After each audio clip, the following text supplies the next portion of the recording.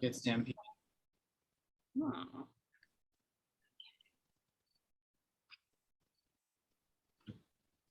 It's funny how as soon as you say recording in progress, it totally kills the conversation. Yeah, that's it. Now we are being watched. Yeah, it's real now. It's real. It's happening. All right. We'll give folks a few minutes to get themselves where they need to be. And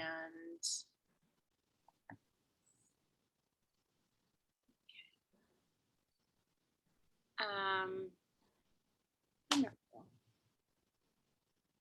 So we're just going to let people roll in. Hello and welcome to folks who are joining us. Alex, it looks like you're drinking something delicious. Do you want to tell us about that, or? Yeah, I don't know what it's called. It's pretty much a Boulevardier, but with Amaro instead of Campari. So yeah, so does anyone know what that's called? I feel like it has an actual name. Okay. I don't even know what's in a Boulevardier. Okay. Yeah, so that's what I'm drinking. Yeah, ran out of Campari. Yeah. I'm just drinking $10 bourbon. Okay. That sounds delicious. Are we moving out of Campari season? Is Campari like? Campari is a summer. Drinking it in fall? Yeah, but I think of like Boulevardiers as like a fall drink that will like normally have Campari in them. Yeah. What else is in a Boulevardier? Bourbon. It's pretty much a Negroni, but with bourbon instead of gin. Oh, okay. So it's like, yeah, the bourbon version of a Negroni. Yeah, exactly. Mm-hmm. Nice. Oh, alcohol. And also, where's everybody calling from? I know it's in your bios, but Patrick, you're in Minnesota? Minneapolis, yeah. Yes, yeah. I'm in Brooklyn. Mm-hmm. Yeah. So in my partner's apartment right now, watching her cat, because she is in France. Yeah, and I'm left behind. So I was invited, but I don't have a passport right now. So I know. Yeah. They're not very easy to get right now. No. Well, there's like a really weird way that you can get it, but it's extremely risky. If you like go Murder? to yeah, exactly. Just take someone's identity. Pull a Tom Ripley. Yeah, exactly. If you have any fingerprints lying around. Yeah. But apparently you need to go within 72 hours of your flight, like to the State Department. Yeah. But you can only get an appointment like online at 12:01, and there's no guarantee that you can get an appointment. So it's like a very complicated thing that like, but you need to have a flight in order to get the appointment. So you need to like throw down in order to even be able to potentially see them. So there are places you can go through to get like travel insurance that would refund that flight. It's too late for me now. No fault. Well, I know it's too late for you now. I'm just, you know, I'm trying to make you feel bad. I appreciate that. For yeah. not having thought of all of this. Yeah. So I got married in June, and I'm taking my husband's name. Yeah. And that means new everything. Yeah.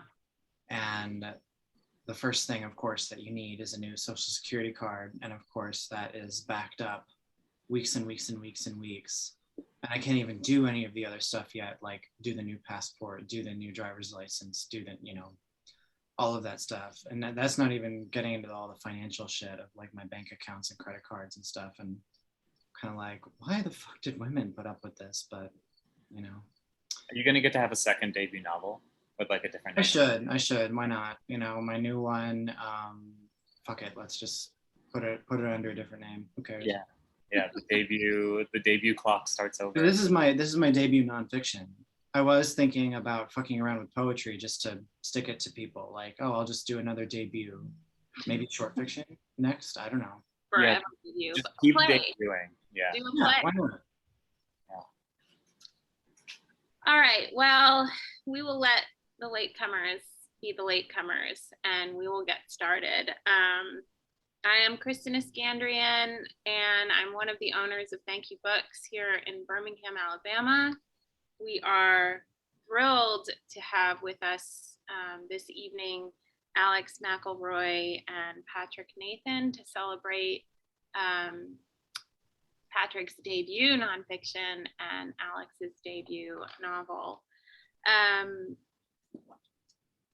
The element of subversiveness is one thing that I feel ties these books together, and there are definitely several that I'm sure we'll learn about as the conversation gets underway. I remember thinking what a huge talent Alex was when I heard them read years ago at Breadloaf, and spending time with the novel, The Atmospherians, cemented my opinion of them as a formidable writer. The Atmospherians subverts narrative expectations at every turn, and meanwhile, Patrick Nathan's image control subverts the complacency of both the casual viewer and the rabid consumer. I was inspired, Patrick, to reread Sontag's Regarding the Pain of Others after reading Image Control, and I am delighted and awed by how you extend, deepen, and complicate the conversation about art and resistance. I really thank you both for being here, for sharing yourselves and your work. And I wanted to just read your bios. They're both very impressive. Alex McElroy is a non-binary writer based in Brooklyn. Their writing appears in Vice, The Atlantic, Tin House, Vulture, BuzzFeed, and many other places. I have been reading with total delight the essays that you've been publishing since The Atmospherians came out. Their story collection, Daddy Issues, was published in 2017. They've received fellowships from the Breadloaf Writers Conference, the Tin House Summer Workshop, the Swanee Writers Conference, the Imprint Foundation, the Elizabeth George Foundation, and the National Park Service.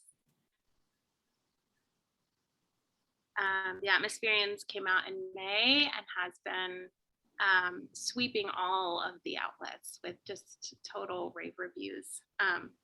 Patrick Nathan's first novel, Some Hell, was a finalist for the Lambda Literary Award in gay fiction. Image Control is his second book. He's coming to us from Minneapolis. Image Control has also been ubiquitously well-reviewed from everything I've seen. And I just saw that it's sitting in the gift shop at the MoMA. Is that correct? Which is It's correct. Somebody sent me a photo and I had a meltdown. Yeah. Yeah, I'm pretty okay with that one. Yeah. I'm thrilled for you. Thank you both. I am a gift. So that, what more could you ask for? Ready for the plucking, Mm-hmm. a souvenir. All right, I am going to disable my video and I am excited to listen in. You all can send any questions via the chat feature or the Q&A feature, and we'll check on those a little later in the hour. All right, thank you, Kristen, for having us. Thank you, Books. And thank you, Patrick, for being here. So I'm gonna read a really short passage that comes near the end of the book, and I will do my best not to spoil anything. All you need to know is the book is about two friends, Sasha and Dyson, who start a cult to reform problematic men. And I'm going to read a section that is something like an About Me page from after the cult has succeeded. So I'm just going to read this and that's it. Our mission. The atmosphere began with a simple observation. Men are behaving badly. For thousands of years, men placed themselves at the center of society. Their chase for power, attention, and wealth resulted in massive global disasters. Something needed to happen. Men had to be better. What was needed was a community where men could challenge themselves to step out of the spotlight and into the background, to provide the atmosphere like extras in movies. At age 29, Dyson Lane left his promising career as a film and television actor to team up with his lifelong friend, the influencer Sasha Marcus. Together, they started the Atmosphere, a supportive and secluded environment for men to learn strategies to undergo emotional, aesthetic, interpersonal, and professional transformation. Good things happen when men evolve. Good things for everyone.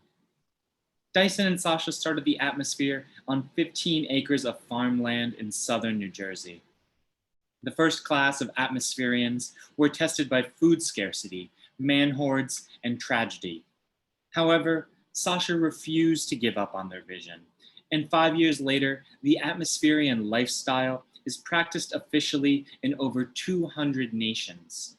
Its training has helped resolve pervasive problems many men face, including hostility, envy, loneliness, philandering, catcalling, inconsiderateness, alcoholism, homelessness, sexual misconduct, sexual deviousness, sexual inadequacy, athletic nostalgia, unemployment, paranoia, misogyny, hoarding, dyspepsia, and political ambition. Since the Atmosphere's founding, such miraculous things have happened. Workplace sexual misconduct claims have declined by 87%. Male suicide rates have declined by 79%. Male unemployment has fallen to 1.8%. The man horde epidemic has been eliminated. In our New Jersey headquarters, a revitalized 3-story shopping mall, atmospherians are taught to recognize and communicate emotions through proprietary psychological exercises. They receive job training in call centers, coding labs, and a carpentry warehouse, where members produce our renowned tiny house kits, available now on our website. Each Atmospherian receives an individualized meal program developed personally by a company algorithm. We guarantee the most responsible and discreet treatment available. Past and current Atmospherians include actors, firemen, senators, dictators, judges, presidents, athletes, doctors, sons, brothers, and dads. Nearly 97% of Atmospherians choose to continue living in an on-site facility after completing the program. If you or a man in your life is struggling to keep up with our rapidly changing society, there is no treatment more effective, convenient, or safe. The Atmosphere, where men become human. Thank you. Thank you for reading that. I really loved your book. As you know, I've told you extensively. And it's easily one of my favorite novels that I've read this year. So I recommend it to everybody and anybody. And yeah, that's my intelligent response to fiction for the evening. So I think I'm going to read from the introduction to my book. This is not like page 1 or anything, but this is kind of right when the introduction is getting started. This is right after I talk about a photograph that was on the cover of Time magazine in 1998 that showed the fence where Matthew Shepard was murdered. And unlike fiction, you don't really need to know anything, because it's basically like me like talking at you. I'm not used to this. In American mythology, the story goes, we are not here to be protected, but we are free to protect ourselves. Isn't that our right as citizens of the United States? Doesn't each of us have the freedom to draw a line, to place a boundary on how much of ourselves we choose to give or risk? Isn't it a choice to work or not work, to make money or remain poor, to maintain a healthy lifestyle or get sick? In American life and art, the individual is the nexus of choice, of risk, of pain, of joy, of incomparable punishments or rewards. More anciently, Christianity calls this free will, which so often translates into fault or into blame. With respect to our rights or freedoms in America, so much of what is narrated in art and in politics is our isolation. Fascism's lodestar is loneliness. Somewhat recently, we perhaps saw this most clearly in the early days of the coronavirus pandemic, an information event rich with unique and interpretable, that is, meaningless images. In an epidemic, Elias Kennedy writes in Crowds and Power, people see the advance of death. It takes place under their very eyes. But in those days, we saw few, if any, American bodies piling up in journalistic photographs. Certainly nothing like the corpses newspaper showed us a few years earlier when Ebola struck several West African nations. Instead, we saw voids. In Italy and New York, the famously packed museums were deserted.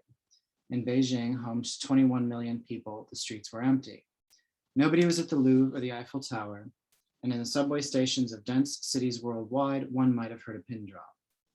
Looking at them now, these images recall apocalyptic films depicting cityscapes and interiors after the imagined collapse of civilization, or even photographs of real places now abandoned by human inhabitants, such as Matthew Christopher's images from the Chernobyl exclusion zone, or Yves Marchand's images of libraries, theaters, schools, and train stations in Detroit.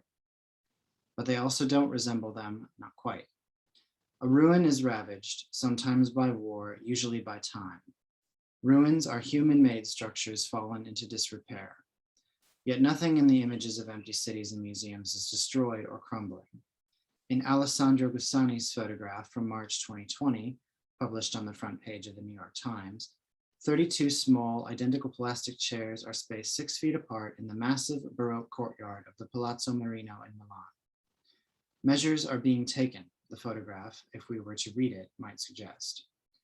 Yet that the chairs are empty, that even they, medicinally distant from one another, are void of human beings, suggests these measures will fail. Instead of disease or nuclear war or even climate change, these photographs of emptiness suggest that we simply disappeared. In those days, with our public spaces erased of people, everyone in physical isolation could look at a newspaper or magazine or computer screen and feel like the last person on earth.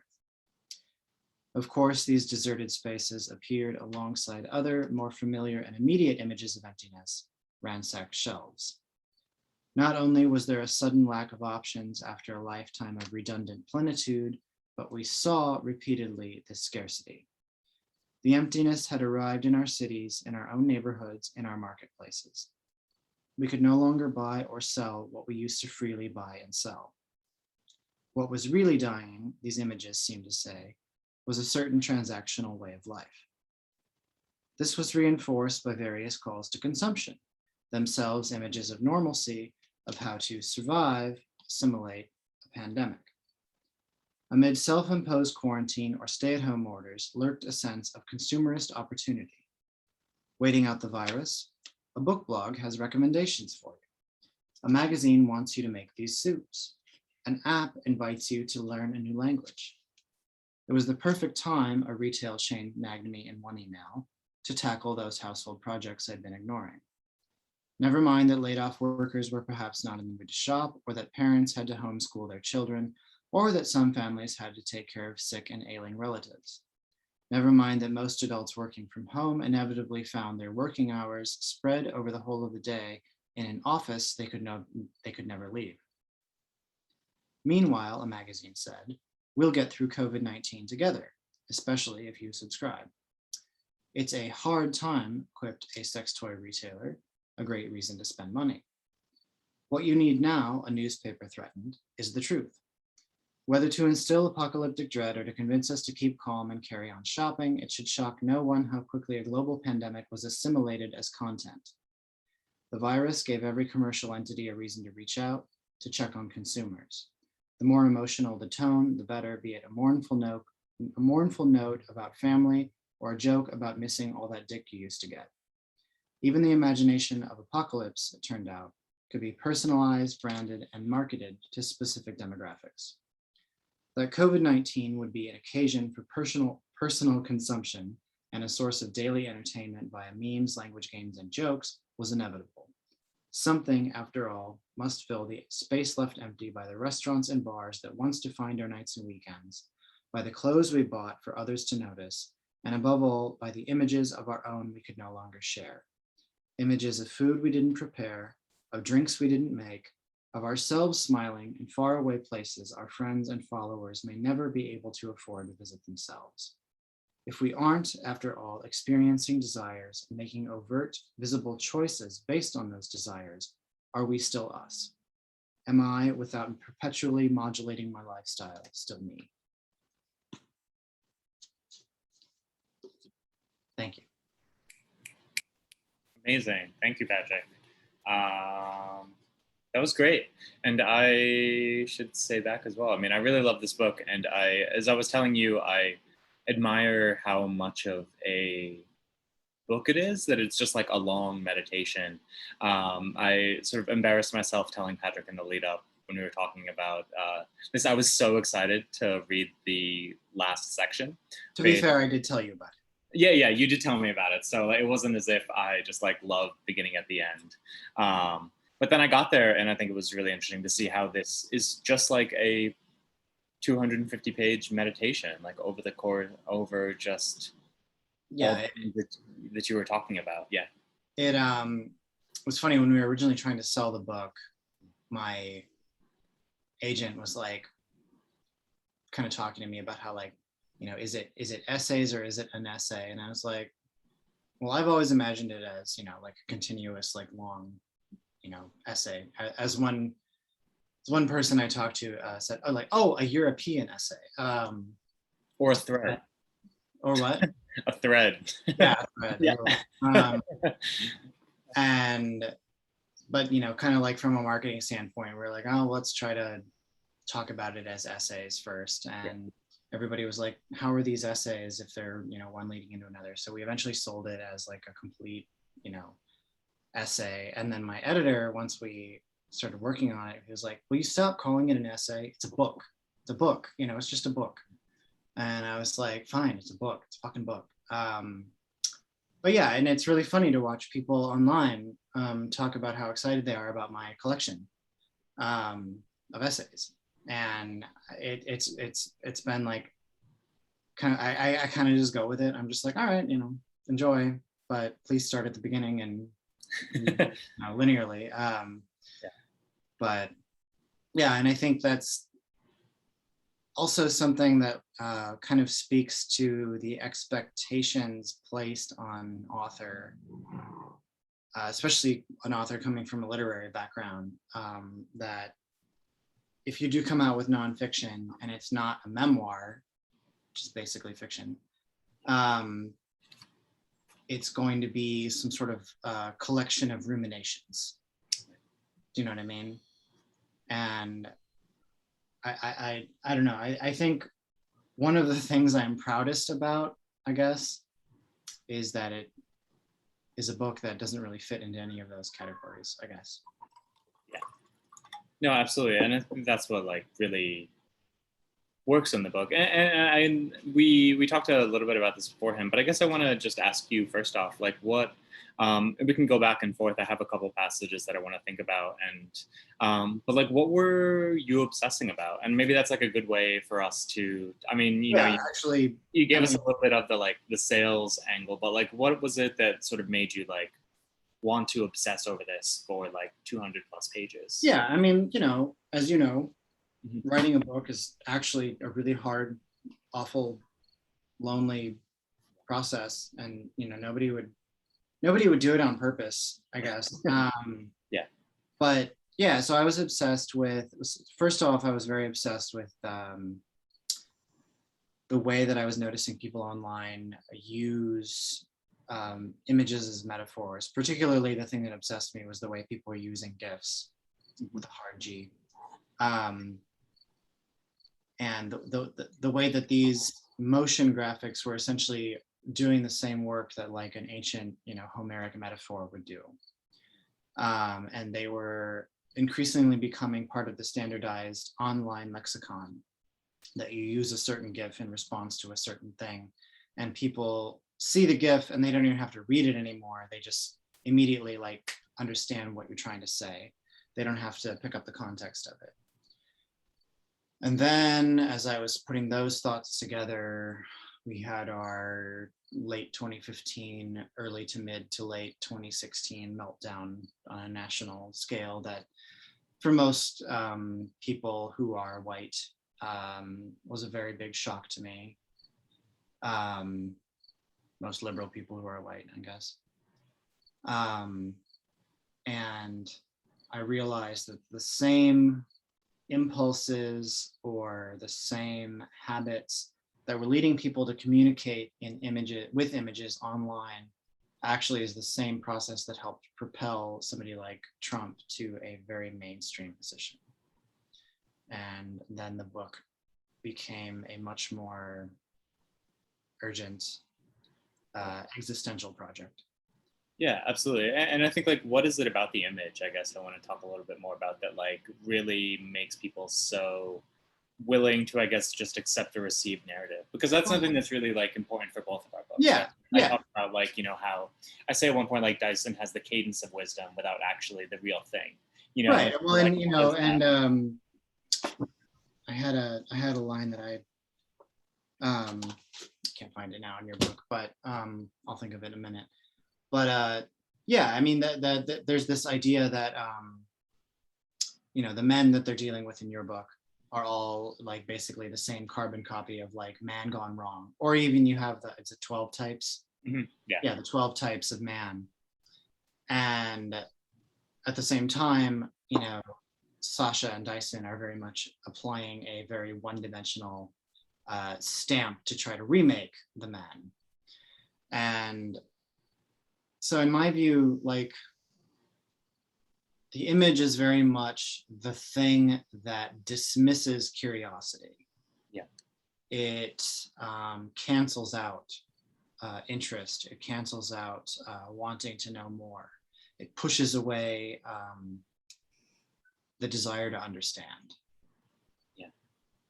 And I think the desire is actually probably the most important aspect of being confronted with something you don't understand and wanting to get closer to it, wanting to access it, even if you might not be able to. And I think we've been sort of conditioned to recognize, or, you know, what we think is recognized people, what we think is recognized situations, and think that we know exactly what's going on without actually being curious at all. Yeah, I mean, there's just like an assumption of like knowledge without actually engagement, right? And I think most of our, Right. yeah, and the superficiality, the sort of like water buggy sort of like notion of like how we engage with things, like just very right. And it's, you know, very much in your novel how Sasha and Dyson, more so Dyson, starts every day basically being like, this is what, you know, we're going to teach the men, and this is what we're going to tell the men. This is what the men think. This is what the men know. Yeah. And, you know, it's very much going after them with a very almost like a Band-Aid approach to social justice. Yeah, I mean, I was talking to someone earlier today about this, and I stumbled on the notion that like, I think their like philosophical project is essentially a version of like of a mug that says white man's tears, and they think like if only they can like fill it with enough white man's tears, they'll be able to like fix the world, something like that. But I think like something that we talked about, and something that was a passage in your book that stuck out to me, this is from the essay "What a Time to Call This Alive," and this is a passage that I will say, I mean, I guess I won't say it's controversial, but I say that it could be misread in a way that could make it controversial. So I'm about to put you on blast, which is, yeah. But you have this in the end of the essay, you say, men are not monsters, but they do monstrous things wearing the masks of their culture's imposed masculinity. The average consumer, buying cheap products and bad art that undercut labor, skill, and creativity to the profit of a wealthy corporate elite, does great harm to our culture and our planet, indulging in interests they've been assigned or manipulated into cultivating. They, too, are not monsters. As with all repressive ideologies, it is the responsibility of the privileged to dismantle these systems, perhaps to a great and disruptive pressure from those who are not privileged. I'll stop there. But I guess I want to talk about this question of monstrousness, because that's a huge part throughout both of our books. Like, what do we do with people who we have been conditioned to believe are monstrous, and how have those people been conditioned to become monsters, right? And that I think what I really admire about so much of your book is that you're willing to engage with the things that we do that we are not proud of, because we are like part of a society that has conditioned us to, or has rewarded us for doing these things. I wouldn't even say condition. I see like, Right. it feels good to buy something cheap and get it the next day, right? Right. And it feels good to, I mean, it's the cop out phrase that actually really bothers me is, there is no ethical consumption under capitalism. Yeah. But there are still ethical choices. There's, ethical ethical resistance, I suppose. But yeah, I think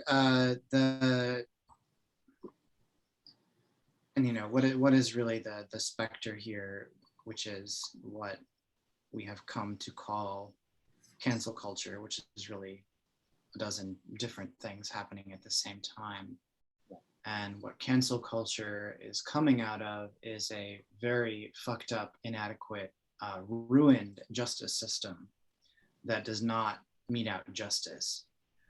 And so what cancel culture really originated out of is, if we can't attain justice through the actual justice system, which is on paper fair, balanced, measured, and based on rehabilitation, not punishment, none of which really works in reality, then we will seek out justice, which is unfortunately mostly meted out as punishment via other means, usually financial, usually social.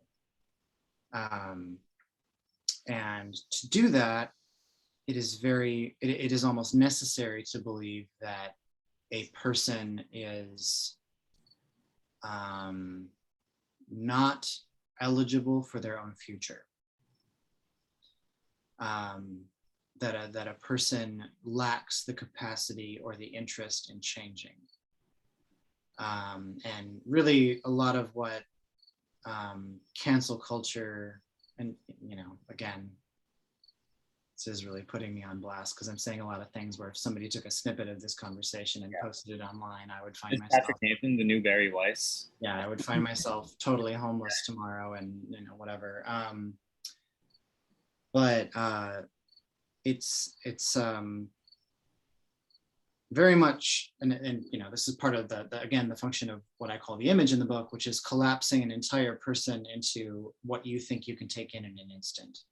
Absolutely. And that comes from a shaming rather than guilt-based culture. Guilt is based in action. Shame is rooted in identity. Right. Guilt is right now. Shame is forever. And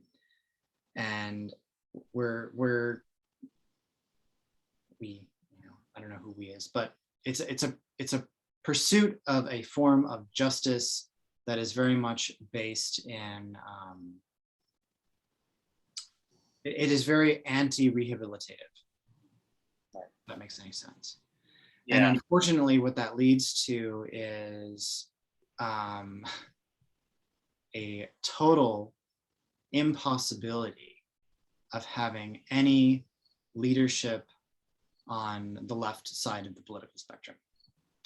Because anytime anybody on the left does anything that somebody on the left doesn't like or disagrees with or finds offensive or takes or even bristles at, that person is suddenly toxic. They are, some sort of monster. Yeah. And it's, to the point in your novel, I think you illustrate this quite masterfully and basically kind of outlining in the here are the 12 men, the 12 types of men, and then who they match up with, and reading like what they did, and you're like, wow, that guy's an asshole. But then realizing, you know, as you kind of go through and get to know them a little better, like also they're just a human being who fucked up and is trying to, it has at least recognized that something needs to change. Yeah, absolutely. And I think I'm glad that you said that. And I think this brings up so much, right? I mean, something I'm thinking about a lot. I think we were like really in the age of the receipt, which I find really interesting. Like by which I mean like the Twitter receipt. Yeah. Yeah, and that I've been so fascinated by like before and after photos, and I think receipts are like another version of that, right? So receipts say like, how can you believe that like I don't know. 10 years ago, you said this. Yeah, 10 years ago, you had bad politics about trans people, but now you believe that like trans women are women. Like, how did that happen? It's like 10 years passed. Like, that's how it happened, right? Like watch any movie that was like Hollywood produced like 5 years ago, right? Which I guess like isn't to defend those views, but I think like what happens in that intermediary space is something that is often eliminated. And I think it's so visually eliminated in the receipt, which is why I'm really fascinated by it, because it so immediately discards every amount of like work that might have happened between those two. And our immediate reaction is to always think the most cynically that like this person is only like chasing ethical clout or something like that, when perhaps they don't really believe this. They're just trying to get attention, which is funny because it never applies to the older tweet. Absolutely. Right. Yeah, absolutely. Yeah. And I think that there was probably more attention mongering or like clout chasing in the older tweet. We just didn't have like, you know, a name for it. I think like any sort of reactionary thing like that. But yeah, I mean, as for the question of like the 12 typical men, as you say, yeah, you understand like over the course of the novel, like these men are people who fucked up, and you know, that's it. They have like done these things. What's also really clear is I think Sasha makes it clear after she is told this sort of after she learns about these 12 types of men that Dyson has created, this like classification system, she's like, what about this type of man or this type of man or this type of man? So there's like an immediate challenge, even though she doesn't bring that to Dyson, there is an immediate challenge in the book to this classification system that has been constructed, right? Like it's flawed from the instant that it is given, right? And that it's not going to be able to capture like who all of these people are, which is I think hard because we do need some names for things to make things easier, right? Like but we don't need a BuzzFeed lexicon of here's what this feeling is called when you bundle up in blankets on the couch and you got your cat and your cup of like coffee or whatever, but then you realize, you know, you have to pee it just a little bit, you know, like we don't need a word for that, you know, we don't need 768 types of guy, you know. That's the new thing that everybody's doing. It's like I found a new guy, you know, like and kind of going back to the receipts like thing, is this is something that I find really fascinating and I really want to write about, is kind of a parallel to that is people posting Grindr screenshots of like, look what this pervert said to me, or look what this guy wanted, or, you know, whatever. And I'm like, do you know how flirting works? Like, it's a very in time process. And if you take anything that you say while you're flirting out of context, it sounds like you're an insane person. And I think that's speaks very much to this idea of like people are the same always wherever they go all the time. And that like even when you're trying to flirt with somebody and like come over and fuck them, you're expecting them to be 100% themselves 100% of the time. Yeah. And it's gross. I mean, we can get into this, like what even is the self, right? Like, what is the core self? Like, there is that. But yeah, I mean, I think we're constantly, I mean, we can say like code switching, right? Which is, I think, predominantly used for like marginalized communities who are having to like act in different ways when they're in more sort of dominant communities, right? You think that we can think about it just like how I've always thought about it, like you're not going to go to your in-laws house and act like you would around your best friends, right? No. Like it's that simple. Yeah. No, and I mean, people are cuttlefish, all the time. They're modulating to adapt. Yeah. Yeah. Yeah. I found a quote that I wanted to read. I don't know if we need to, so I think we're at about 7:40 now. I don't know if Kristen wanted to come in, if she had some questions for us, if there are any like things from the chat, or if you had a question for me. I wanted to read one quote from your book. Yeah, let's do it. Can I do that? Yeah. Because, talking about this idea of like trying, like Dyson's fantasy of trying to help these types of men. I believe Sasha is saying this since the very end of the book. We so rarely mean any harm, but at the end of the day, we look back at a field of scorched earth. And I just really love that kind of summation in the outro of the book of this impulse toward justice, this impulse toward fixing, toward reparations even, and yet seeing what's wrong with, what you perceive as what's wrong with society, what's wrong with men, what's wrong with the internet, what's wrong with whatever, and stamping your differently repressive image on top of it, and basically like replacing one type of repression with your own type of repression. Yeah, no, I like that a lot. I don't even know what to say to that. Yeah, no, I mean, that seems right. And like, I think this sort of like the 3-card Monty of like repression, right? Like, constantly sort of like shifting around to like making, right. Like yeah. we're all woke, but like we can't say shit on Twitter anymore.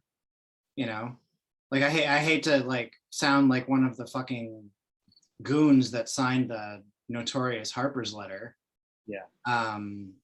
But it's horrible to think of like, who is the one person who will take this in the worst way, and how will that ruin my day?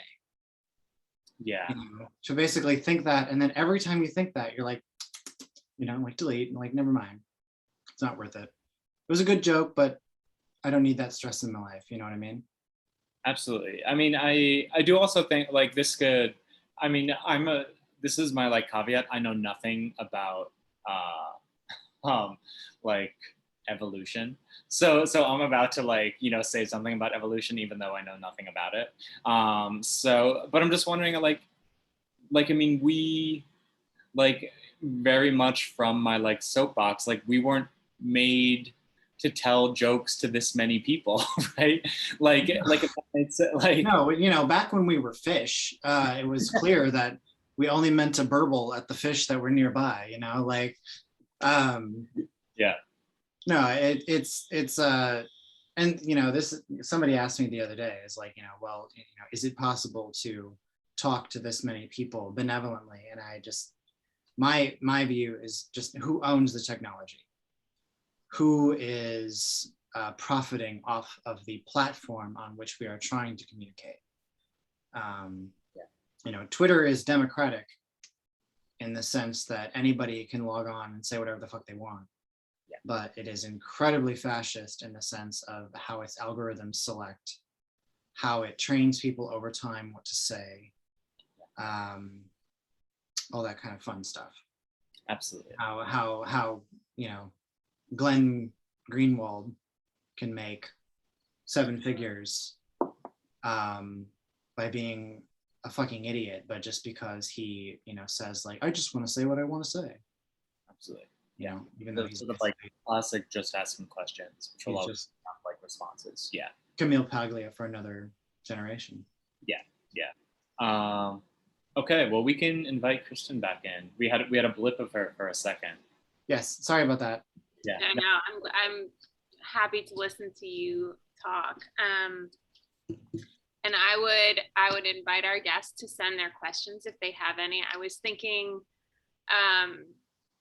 about this idea of tyranny versus freedom. I have just finished the new Maggie Nelson book, Be controversial, Maggie. It is, yeah, and I guess we could talk about that more, but we won't. But I admired this attempt to define and explore freedom, you know, and I'm thinking about that now also in terms of the big things that each of your books attempted to define and explore. And I think, as you just said, Patrick, you know, there's this like false freedom on a platform like Twitter where you can, but you really can't. And I think my question in all of this garbled mess is, what do you think? Because both of your books took me to some really bleak places in a really great way. I mean, I want to be taken to those places of truth. And I think that's also where, if any joy can be found and any, you know, freedom can be found, it's in those reckonings, you know, it's in those moments of profound truth. So I guess what I'm wondering, and not to be, you know, hopelessly Pollyanna-ish, but what do you think is the postscript? What would you say for each of you, you know, for each of your works? Like, where is there redemption to be found? And I know, you know, obviously you're gonna have different ways of approaching this question, but I wanted you to make me a happy ending, if you could. Yeah, I recommend that people start a cult to reform problematic men. As I told you, like, I'm fucking ready to join a cult. Yeah. You know, I if someone came to me and said, we promise unconditional support, I'd be like, fuck it, I'm in. I don't care what you want me to do. Like, you know, I'm good. Mm-hmm. I mean, as for redemption, I mean, this is something Patrick and I have talked about, like, over text, and something that I think your last, not essay, but section that I willfully jumped to gets at is, like, I don't think there's redemption in our books. Like, I think there's redemption elsewhere. I think there's redemption in, like, I think books are amazing. I love books. I love that I'm spending my career, my life writing them. But I'm not sure that books are what, like, do it. Are what get me involved. Like, I mean, I'm working on a piece right now about mutual aid networks and what has become their lack of funding over the last 18 months, right? Like, I think at the beginning of the pandemic, everyone was so ready to commit to mutual aid networks. And especially after the killings of George Floyd and Breonna Taylor, everyone was, like, even more excited to, especially white people like myself, were more excited to give money to BLM groups. And over the last 9 months or so, I've been volunteering doing food distribution with a BLM group. And we recently had to shut down because we just didn't have the money, because the money was not coming in. And ours is not the only food distribution network that is shutting down right now. And the point of that is, I find redemption, I find hope in those, like, community projects. And that project was amazing. It was, like, wonderful to be able to, like, you know, talk to, like, people on the phone who I was, like, getting groceries for, and they were, like, happy that I was able to give them, I was able to, like, get them mac and cheese and stuff like that, you know, and that was amazing. And that we weren't, like, talking about Henry James, you know, like, we weren't, like, and that wasn't what it was about. It was about me, like, getting outside of my, like, quote unquote comfort zone to just, like, be a community member. And that, I think, is, like, where the redemption is to me. And I think that for me, the ideas that are most important in my novel can be applied absolutely outside of the book. What I think, like, I believe in the project that my characters are doing. I believe that they are right to want to make society better. I think that they have been poisoned by the internet and that they have no idea how to go about it, and that they're going about it in the way that is going to bring them the most attention and potentially the most fame. So I do think that the project of, like, creating a community that might bring people together is great. But I don't believe in it when someone decides to center themselves. And my, I would just say like my go-to is that I normally criticize over promote, which I think is like, I can talk to my therapist about this next week. But I think that like, this is like my dominant mode is to like find a critique rather than like lift up and like find joy in something like that, right? And I'm able to find joy in my actual life. I'm able to find like joy in community and like moments of like interpersonal connection in life outside of writing. Even though there are also moments of like writing that are really great for me. Like I started a reading series this last year and that has been really great. And that has been like an excellent way to just connect with other writers. And it's not as if like we sit around and talk about the ideas in our books, but we see each other and we like feel good like talking to each other and being near other people. And those I think are moments of community that I really value. And in my mind, that has nothing to do with the project of my book. But writing the book puts me in a place where I'm able to talk to other people who believe in many of the same things that I do, in the way that getting involved in the 8 network that I was, which is still ongoing. So they're still moving forward with sort of different strategies, is that I just wanted to be involved with other people and connect with other people. And that for me isn't about the project of capital L literature, but it was about like the project of wanting to be in touch with other people. And that I think that's probably what drives me to write. A writer I really admire, Matthew Baker, said in an old interview years ago that if there were no other people on the planet, he wouldn't write. And that's something that I think about a lot, that like the project of writing is to connect to other people. And even if you're not like indoctrinating them with an idea, just the practice of connection, I think is really important, which can lead to the larger act of connection. Yeah, I love that answer. And I mean, I think the thing that is the thing, like for in Patrick's book as well, you know, it's sort of like talking about things off the page, off the platforms, off of the avatars, like talking about things and finding space in real, you know, whatever that means, in real time seems to be an antidote. You know, nothing is going to be the antidote.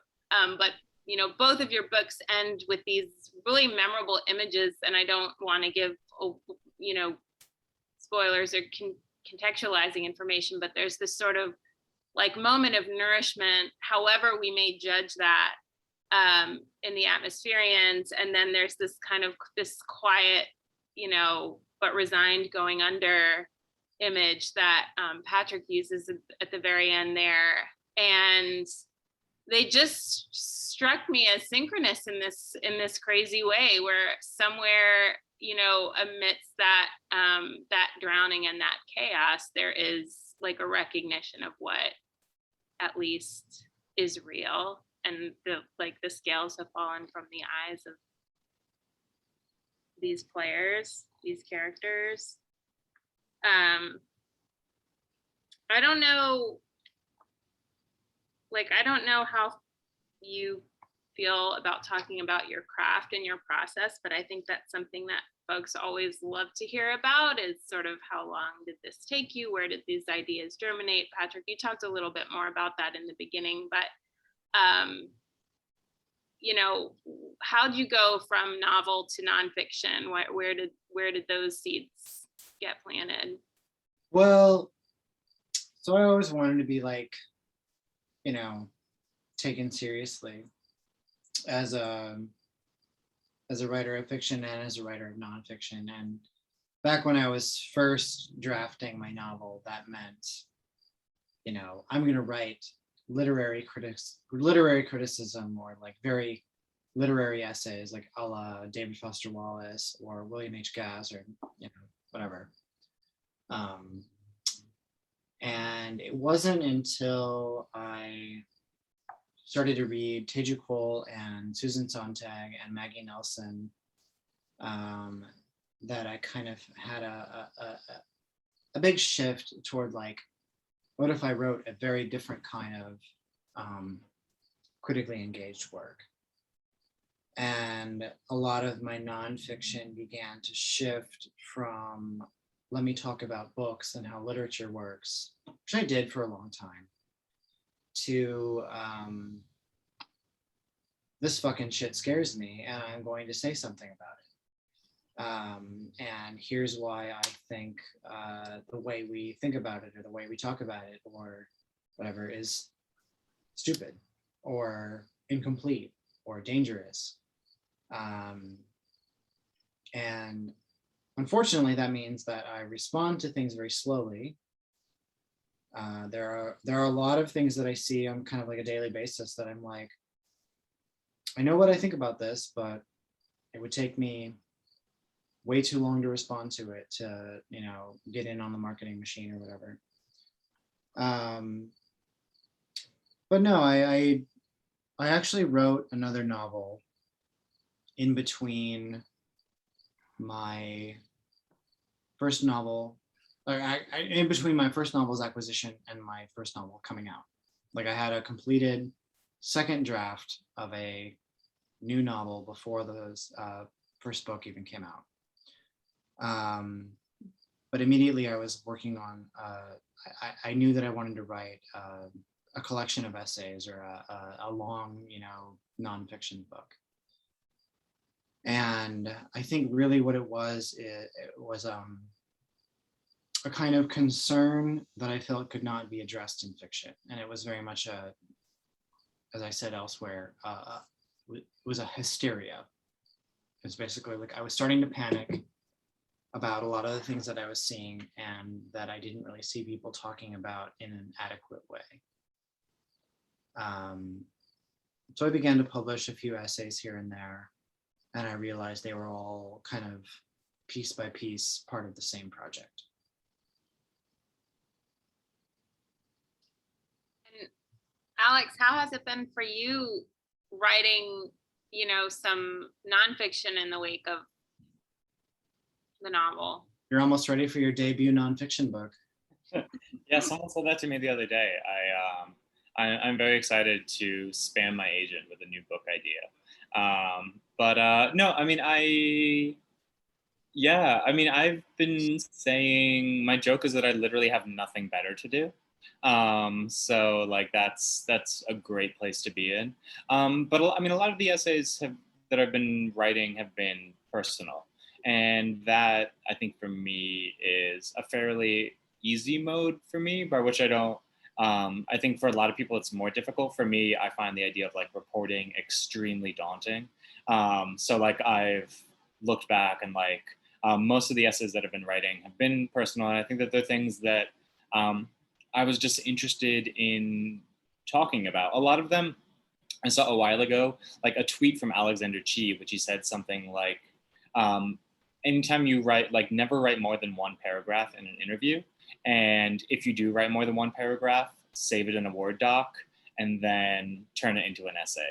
And I essentially followed that rule of advice. And like every time I would catch myself wanting to say more, I would be like, oh, like how can I pitch this?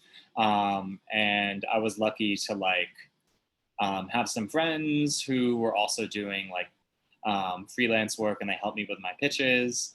And essentially that, like, I feel like a lot of pitching is like, you know, having like a 2 a.m. idea, and then like suddenly like when an editor is like, I like this, you're like, oh, like shit, like now I need to actually like do something about this idea, like, right, like it's not just like the notes app anymore.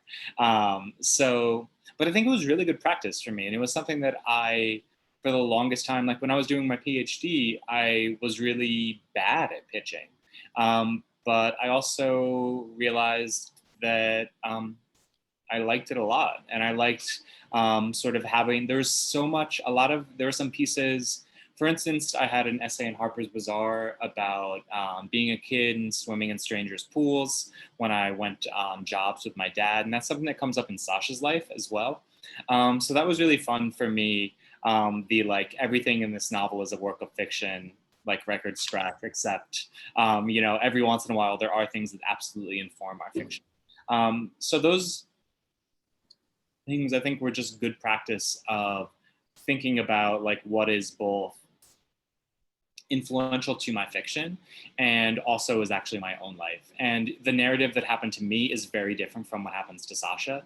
But I was really curious about how to, I don't know, get another piece out of this thing that I've been thinking about in different ways. Actually, the same year that we were at Breadloaf, I think Monica Yoon gave a talk about should you only get one poem out of Rome? And like I love that idea, right? And she's like, no, like, you know, you can like, the same event can be looked at in multiple ways. And I think that was like also, that's been on my mind. And the way that like a really brilliant idea just sort of sticks with you without you even knowing that you're thinking about it. And you eventually absorb it until you think it's your own. It's like catching a bad like cold, right? It's like it eventually just shapes your DNA. So that became sort of a lot of like my pitching strategy is like, this is a thing that I talked about in my novel a little bit, but like I experienced it differently from how I gave it to my characters. And that itself is its own sort of arc that I'm invested in and want to talk about as well.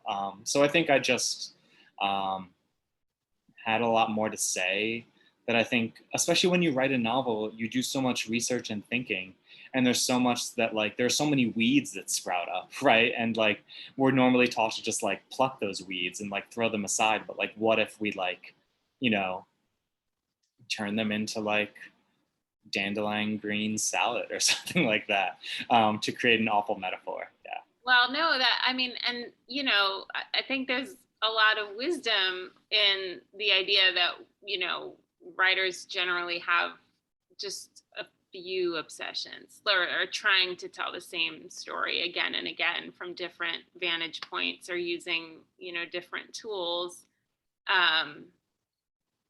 which leads me to ask what is next for each of you, whether, you know, kind of shorter form projects or book length projects. What are you working on? So I finished a first draft of a third novel, which will probably be my second novel.